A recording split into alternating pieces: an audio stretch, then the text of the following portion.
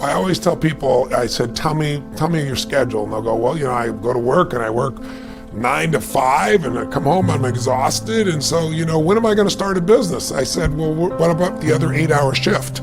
Because that's what I did, right? I had to be able to work from 8 to 5 in a normal job. And then I started working as a janitor because I worked my own hours in the middle of the night. But I worked 8 to 5 and literally I'd come home, I'd get a bite to eat, and then I'd start my work at 6 p.m., 6:30 p.m. And I go from 6:30 to 2 a.m.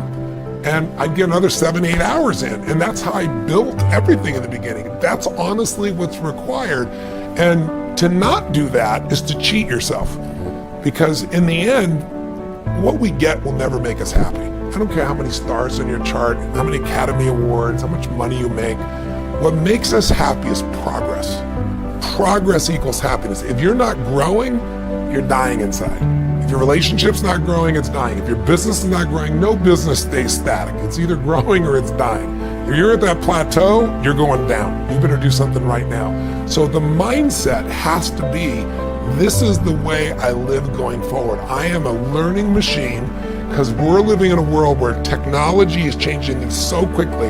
I got to stay ahead. And that makes people fulfilled because you become more. You're not just doing something because you have to or because you're trying to keep up. In business, every one of your readers or viewership in this case should really ask themselves the question, who am I at my core? Because we all have different gifts that we can give. And business, I think, other than love, your labor is probably the most sacred gift you can give any human being. Because it's so much of your time, your energy, it's the essence of all you've developed in your life. If you look at it, there's 3 gifts you could give. There's the gift of a specific art, a skill set, an ability, a talent that you have. And many people are artists. They're not just artists like they paint. They have something that they're just so good at, and then they start a business because they go, you know what? I can design better clothing than the person I work for. I can write better code. Of course, running a business is more than just the art of it, right? And most businesses are started by an artist, and most businesses, fail. So if you look at that, you'd say, if I'm an artist, I'm gonna struggle because I'm gonna wanna do my art. A great business person says, it doesn't matter what I care about. I can't fall in love with my product or service. I need to fall in love with my client, and I gotta constantly changing to meet their needs. Don't fall in love with your product or service, fall in love with your ideal client. That's a different game. There's another type of person who's more of a manager leader, meaning their gift is not a specific skill set, like selling or creating or something. It's managing people and processes, and they love it, all right? And it's their nature. When it's your nature, you tend to get good at it if you work at it, right? Because it's just who you are. You're reinforced for it. And then there's the entrepreneur. And everybody calls himself an entrepreneur, but there are people that are entrepreneurial and there are entrepreneurs. And an entrepreneur by nature is different. They love risk. They live risk. It's like Steve Wynn's a dear friend of mine, and he took me to Cal, and I saw this guy lose $10 million, in less than 30 minutes. And the guy got up and gave Steve a hug and said, "Oh, Mr. Wynn, you're incredible." He actually said, "Would you take a picture?" And I'm used to hearing this, right? So I said, "Oh, sure." And he goes, "No, would you take a picture of me with Mr. Wynn?" And he just lost $10 million from him, right? That guy's an entrepreneur, right? You lose 10 million, I'll just figure another way to earn it again, right? It's a different mindset.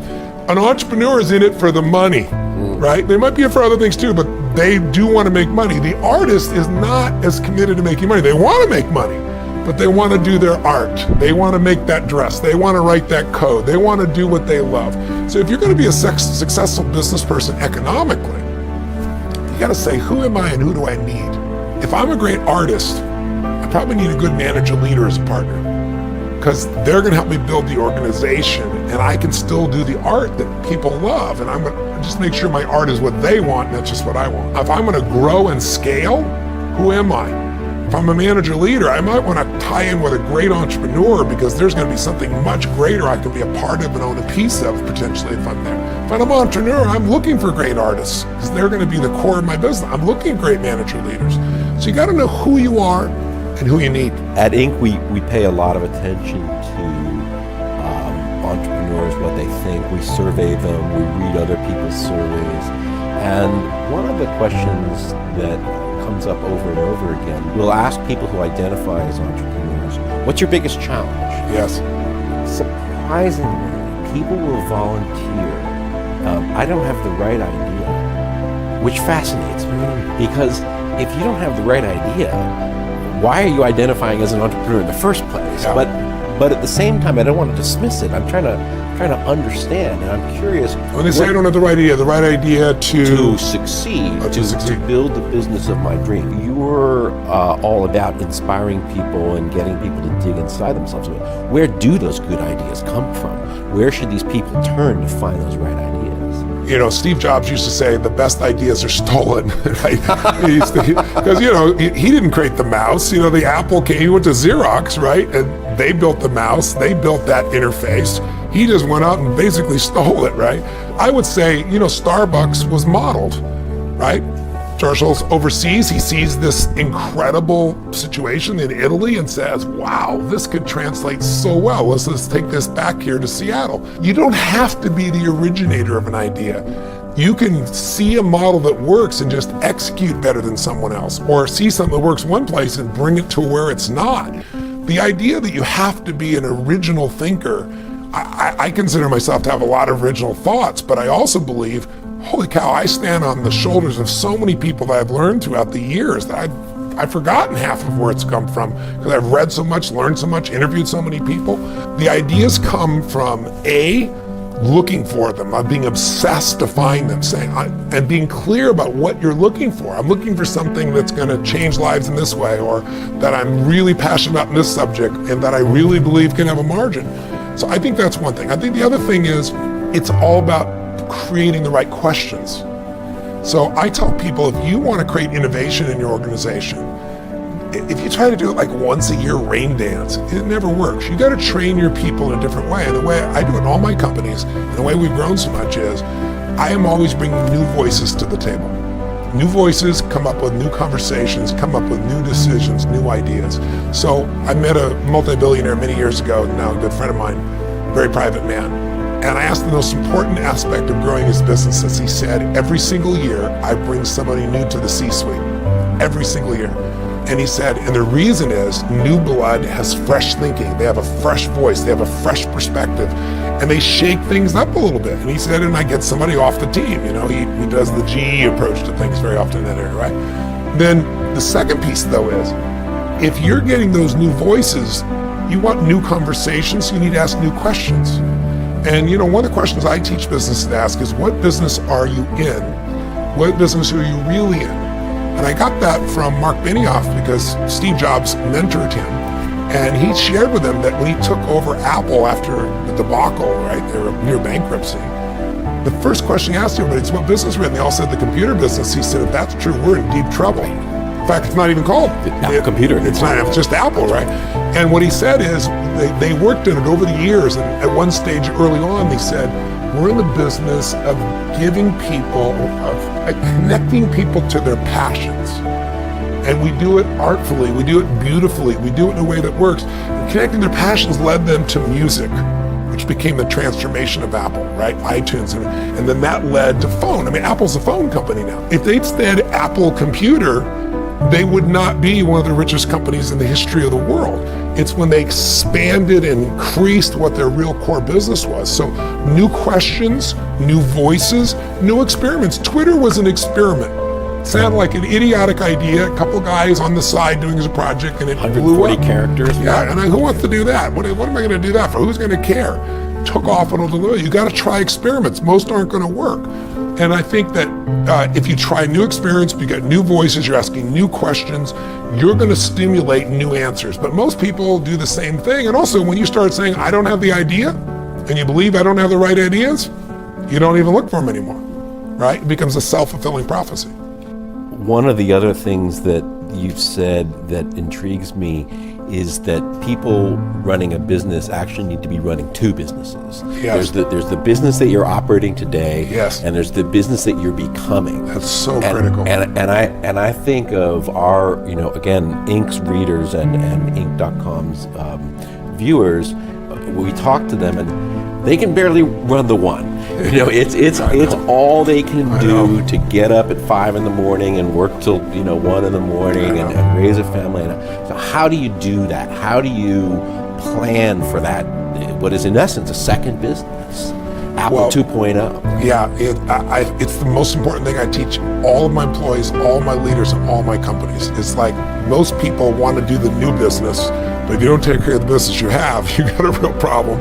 And then other people are just like totally focused on this business and not anticipating where you got to go. The way you do it really, truly, effectively is you've got to develop a system where once a week you spend at least 90 minutes with your team. Your team might be an army of 2. Your team might be an army of 20,000.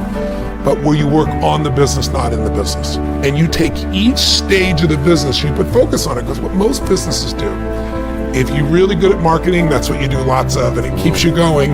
And then you get bit on the employee side, or you get bit on HR, you get bit on accounting, or you get bit on sales, right? Or you're really good on innovation. You're innovating so much you're going broke, and you're not able to produce the level of sales. And that 90 minutes will allow you to work on the business you're in and the business you're becoming. But if you don't do that, you're always reacting. And I always tell people, losers react, leaders anticipate. In the last few years, I think there's been a kind of flux in the way that people think about failure. In Silicon Valley, arguably almost a cult of failure. There's this idea they fail faster, Iterate. fail smarter, iterate, fail, launch again. At times it seemed excessive. And also it's a little weird to sort of say to people, like, go out there and fail. It's a little strange. Yeah. And I'm curious what you think about, what is the right level of failure? How should someone who wants to be successful think about failure? Well, how should they think about failure? Yeah. They've got to look at it as learning. I mean, anyone who is incredibly successful has failed more than other people. You just don't see it because they got back up so fast and they learned from it, right? That's really how it is. The fastest way to avoid failure is not to learn by your own experience, but to learn by other people's experiences, right? The way I believe in compressing decades into days, and the way you do that is modeling once again. Finding someone who is the most successful in the world. It's taken them 20, 30 years and digging in and figuring out what is the core essence of what's made them successful. What are the failures they had? What did they learn from them so you can avoid them?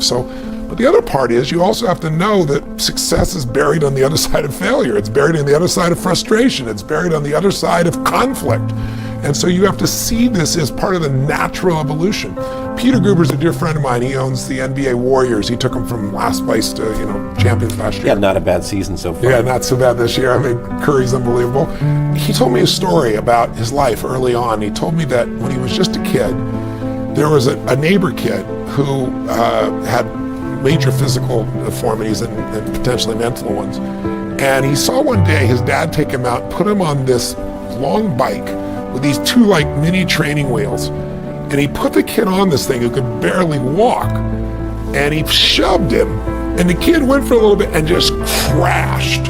Wow. And when he crashed and started to cry, the fathers got up and walked away. Oh, man. And Peter said he was so mad at this man. And he said this would go on like every morning. And Peter would be looking out his window, and he went and told his mom. And he said, you got to do something. He's abusing this poor boy. An interesting thing happened, he said. His mom said, stay out of their business. And one day, Peter's looking out the window before he's going to go to school, and he sees the kid out there, and the dad shoves him, and the kid goes and goes and goes. He's about to fall over. He goes and goes and goes and goes, and he finally crashes, but he went on forever. And all of a sudden, he turns around and he looks at his dad, and his dad's like going like crazy like this. And Peter said in that moment, he made a decision. He said, all failure is it's a speed bump on the way to success. And that man's great gift was he didn't baby his son. He got his son to do this. And he said, Tony, years later, I'm the chairman of Columbia Pictures. And I think he was 34 years old. And he was picked over a man that was 55 and a war hero and was very respected. And so there's this conflict. In the first movie Peter made, they screened it and it was terrible. Right. And these horrible reviews. And the guy walked up and said, are you scared? And Peter looked at him and said, I really am, but it won't stop me. He said, let me tell you a story. And he told him a story about this little boy. And he said, you know what I learned? He said, I learned that as long as you keep getting back up, failure is just a speed bump to success and nothing's going to stop me in this job or anything else I do. And he said, the story brought a tear to this man's eyes. He related to it in so many ways in his own life, and he said he went from his adversary to his ally from that day forward. So I really think we're all afraid to fail, but it's the only way to learn sometimes. I mean, when people succeed, they tend to party. When you fail, you tend to ponder. And then the pondering is when you usually get the growth, the insight, the strategy that'll change your business, that'll change your personal life, that'll change your finances. And so I think, I don't vote for failure for anybody, but to think you're not going to experience it is absurd. Right. The way to not experience it is to turn it into learning. The person that can go through failure like butter and it doesn't stop them, they just change their approach, I mean, how long will you give your average child to learn how to walk? You know, before you shut them off and said you're not a walker. You know? People go, what are you, crazy? My kid's going to keep trying until he or she, you know, is a walker. Well, that's why almost everybody walks. Right. But singing, how many people sing? A small amount, because someone says, what's that noise you're making? Stop that, you're not a singer. Well, once you decide that, you stop trying. Failure is only when you permanently give up. If you learn anything and you apply what you've learned, failure is a stepping stone.